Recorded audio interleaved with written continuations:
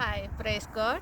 വിശുദ്ധ യോഹന്നാൻ്റെ സുവിശേഷം 14-ാം അധ്യായം 1-2 തിരുവചനങ്ങൾ ഇപ്രകാരം പറയുന്നു: നിങ്ങളുടെ ഹൃദയം അസ്വസ്ഥമാകേണ്ട, ദൈവത്തിൽ വിശ്വസിക്കുവിൻ, എന്നിലും വിശ്വസിക്കുവിൻ.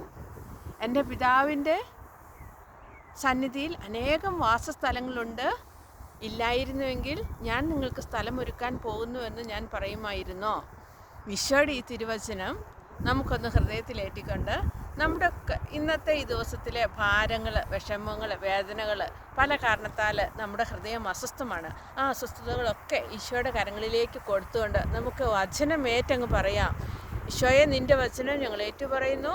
നിൻ്റെ ഹൃദയം അസ്വസ്ഥമാകേണ്ട, ദൈവത്തിൽ വിശ്വസിക്കുവിൻ, എന്നിലും വിശ്വസിക്കുവിൻ.